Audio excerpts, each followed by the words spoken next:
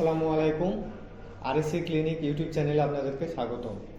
আজকে আমাদের আলোচনার বিষয় হচ্ছে নন ফ্রস্ট টাইপ রেফ্রিজারেটরের ইলেকট্রিক্যাল সার্কিট বা ইলেকট্রিক্যাল বর্তনী। আমরা নন ফ্রস্ট টাইপে জানি এক্সট্রাভাবে কি কি থাকে। টাইমার থাকে, কুলিং ফ্যান থাকে, কুলিং ওভারলোড, থার্মাল ফিউজ থাকে, হচ্ছে হিটার। আর বাদ বাকি যেগুলো আছে সব কিছুই থাকে কিসের মতন, ফার্স্ট টাইপের মতো। শুধু এখানে ডাবল ডোর সুইচ আরেকটা আছে, ডাবল ডোর সুইচটাও কিন্তু আলাদা। আমাদের ফার্স্ট টাইপ কি থাকে, সিঙ্গেল ডোর সুইচ। তাহলে এইটা যদি আমরা সাপ্লাই লাইন, এটা যদি আমরা দেখি তাহলে এখান থেকে কি সাপ্লাই লাইন দেখতে পাচ্ছি, একটা হচ্ছে ফেজ, একটা হচ্ছে নিউট্রাল। তো আমাদের কি হয়, ফেজটা সরাসরি যায় কোথায় যুক্ত হচ্ছে, থার্মোস্ট্যাটের এক প্রান্তে যুক্ত হচ্ছে। থার্মোস্ট্যাটের ওই প্রান্ত থেকে কি বের হচ্ছে, একটা হচ্ছে ক্যাবিনেট বাল্ব, যেটা লাইন কোথায় যাচ্ছে, ডাবল ডোর সুইচে যাচ্ছে, এবং ডাবল ডোর সুইচ থেকে সেটা যাচ্ছে নিউট্রালে। ঠিক আছে। এখন দেখেন থার্মোস্ট্যাটের যে অপর প্রান্ত রয়েছে, এই থার্মোস্ট্যাটের অপর প্রান্ত থেকে ফেজ লাইনটা ডিরেক্ট যায় ঢুকতেছে কোথায়, 3 নম্বর পয়েন্টে। টাইমার মোটরের 3 নম্বর পয়েন্টে ঢুকতেছে। এই দিক দিয়ে ঢুকে সেটা আবার বের হচ্ছে কোন দিক দিয়ে, 4 নম্বর। 4 নম্বর দিয়ে বের হয়ে কই যাচ্ছে, কম্প্রেসরের কমন টার্মিনালে। আর আমরা জানি কমন টার্মিনালের সাথে কি থাকে, ওভারলোড প্রোটেক্টর। তো দেখেন ওভারলোড প্রোটেক্টরের সাথে সংযুক্ত হয়েছে। এই 4 নম্বর টার্মিনালের সাথে আরেকটা লাইন আমরা দেখতে পাচ্ছি, সেটা কি, কুলিং ফ্যান। হ্যাঁ, কুলিং ফ্যানের লাইন, এটা নিউট্রালটা যুক্ত হয়েছে কোথায়, আবার এই যে ডাবল ডোর সুইচের সাথে। ঠিক আছে। আচ্ছা, এখন দেখেন এইদিকে 2 নম্বর লাইনটা আছে। এই 2 নম্বর লাইনটা হচ্ছে কিসের লাইন, হিটারের লাইন। অর্থাৎ আমার 2 নম্বরে যখন সংযোগ পাবে, এই লাইনটা কি হবে, এই লাইনটা ঘুরে যাবে, এই জায়গাটা ঘুরে কি হবে, এটা এখন 3 নম্বর দিয়ে ঢুকে যখন এই দিক দিয়ে বের হবে, তখন কি হবে, এখানে সংযোগ পাবে হিটারে। হিটারের জন্য কি লাগবে, কুলিং ওভারলোড লাগবে, থার্মাল ফিউজ লাগবে, এবং হিটার এদিক দিয়ে নিউট্রালের সাথে মিলিত হয়েছে। ঠিক আছে। তাহলে এটা গেল হিটারে। এখন দেখেন, এখন যদি আমরা বলতে চাই যে এই প্রক্রিয়াটা কিভাবে কাজ করে, তাই না? মনে করেন আমরা একটা নন ফ্রস্ট টাইপ ফ্রিজের ভিতরে ঠান্ডা টেম্পারেচার সেট করলাম 4 ডিগ্রি সেলসিয়াস। এখন এই সিগন্যাল দিবে যে আমার এখন কি করতে হবে, ফ্রিজের ভিতরটাকে 4 ডিগ্রি সেলসিয়াসে নিতে হবে। তাহলে কি করতে হবে, কম্প্রেসরকে অন করতে হবে। টাইমার সিগন্যাল দিয়ে থার্মোস্ট্যাট সিগন্যাল দিবে। থার্মোস্ট্যাট তখন সরাসরি কোথায় সিগন্যাল দিবে, টাইমারে। তখন কি হবে, এই যে এখানে যে কানেকশন ছিল, এটা আমার 4 নম্বরের সাথে সংযুক্ত হবে।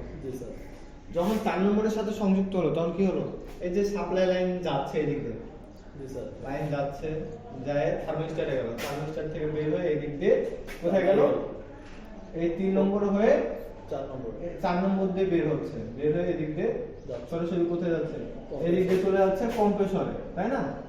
তাহলে আমার কম্প্রেসর কিন্তু এখন চালু হয়ে গেল। কম্প্রেসর চালু হয়ে গেল, চালু হয়ে যায়, মনে করেন যে ঠান্ডা হচ্ছে, ঠান্ডা হইতে হইতে হইতে হইতে যখন 4 ডিগ্রি সেলসিয়াস ঠান্ডা হয়ে যাচ্ছে, তখন আমার এয়ার সিগন্যাল দিচ্ছে যে এখন তো আমার ভিতরে 4 ডিগ্রি হয়ে গেছে, এখন যদি আরো ঠান্ডা হয় তাহলে তো বরফ জমে যাবে। যার ফলে সে আবার সিগন্যাল দিবে কোথায়, টাইমারে। টাইমারের এখানে দেখেন একটা লাগা আছে কুলিং ওভারলোড, এও কিন্তু সিগন্যাল দিবে। দেখেন এটা কিন্তু এখন ডিসকানেক্ট অবস্থায় আছে। যখন ঠান্ডা পাবে অতিরিক্ত, তখন এটা কি হয়ে যাবে, এটা কিন্তু একটার সাথে আরেকটা কানেক্ট হয়ে যাবে। তাহলে এই যে লাইনটা ছিল, এ কি করবে, কম্প্রেসরকে অফ করে দিবে। অর্থাৎ এখান থেকে ডিসকানেক্ট হয়ে এই লাইনটা আবার এই 2 নম্বরের সাথে অ্যাড হবে। তাহলে দেখেন এদিক দিয়ে ফেজ ঢুকতেছে, এদিক দিয়ে 2 নম্বর হয়ে কুলিং ওভারলোড। কুলিং ওভারলোডে এখানে লাইন ডিসকানেক্ট ছিল, সে বুঝতে পারছে কি আমার অতিরিক্ত ঠান্ডা হয়ে গেছে, হিটারে লাইন দিতে হবে, তখন এটা সংযোগ হয়ে যাবে। যখন এটা সংযোগ হয়ে গেল, থার্মাল ফিউজ এটা ঠিক থাকলে কি হবে, হিটারে লাইন আসবে, তখন আমার হিটারটা চালু হয়ে গেল। এখন দেখেন হিটার যখন চালু হয়ে গেল, তখন গরম হওয়া শুরু করলো ভিতর। গরম হইতে হইতে কি হবে, আবার যখন এই যে থার্মোস্ট্যাটের যে বিলোস, এটা বুঝতে পারবে কি যে আমার ভিতরটা এখন গরম হয়ে যাচ্ছে বেশি, আমাকে একটু বলছিল 4 ডিগ্রি সেলসিয়াস রাখতে। তাহলে কি করতে হবে, এখন আবার আমাকে কম্প্রেসর চালু করতে হবে এবং হিটারের লাইনটা অফ করে দিতে হবে। তখন এটা আবার আগের মতন এই যে হিটারের লাইন থেকে ডিসকানেক্ট হয়ে যাবে, যে কোথায়, কম্প্রেসরের লাইনে অ্যাড হয়ে যাবে। তখন আবার এটাও কিন্তু ডিসকানেক্ট হয়ে যাবে, কুলিং ওভারলোডটাও ডিসকানেক্ট হবে, কারণ সে গরম পাচ্ছে, এখন তো সে আর লাইন দিবে না। জি স্যার। ডিসকানেক্ট হয়ে যাবে। এখন আবার কি চালু হলো, কম্প্রেসর চালু হলো, ঠিক আছে। এখন দেখেন কম্প্রেসর যখন যতক্ষণ চলবে, এখানে কুলিং ফ্যান আছে, কুলিং ফ্যানও কিন্তু ততক্ষণ চলবে। কেন? কারণ হচ্ছে এই যে দেখেন 3 নম্বর থেকে বের হয়ে 4 নম্বরে গেছে, তাই না? জি স্যার। এটার সাথে 4 নম্বরের সাথে আমার কুলিং ফ্যানের ফেজ পাচ্ছে। এদিকে যতক্ষণ আমাদের গেট বন্ধ থাকবে, কি হবে, গেট যখন বন্ধ থাকবে তখন কানেকশন থাকবে কোথায়, এই যে নিউট্রালের সাথে কানেকশন থাকবে। অর্থাৎ ততক্ষণ আমার কি হবে, ফ্যানটা চলতে থাকবে।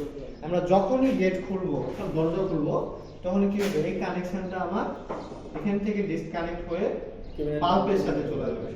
জি স্যার। কেন অফ হবে? কারণ আমাদের ঠান্ডা হচ্ছে, এই সময় যদি আমরা গেট খুলি, কুলিং ফ্যান যদি চলে, তাহলে কি হবে, ঠান্ডাটাকে সে বের করে দিবে বাইরের দিকে। কুলিং ফ্যানের কাজটা হচ্ছে ঠান্ডাটাকে ছড়ায় দেওয়া, তাই না? তো গেট খোলা অবস্থায় যদি আমরা কি করি, কুলিং ফ্যান চলে, তাহলে সেই ঠান্ডাটাকে বাইরে হয়ে যাবে, বাইরের দিকে বের হয়ে যাবে। যার ফলে আমরা যখনই গেট খুলবো তখন এই লাইনটা বাল্বের সাথে কানেক্ট হবে, আবার যখন গেট লাগাই দেবো এই লাইনটা ডিসকানেক্ট হয়ে কোথায় হবে, কুলিং ফ্যানের সাথে। ঠিক আছে?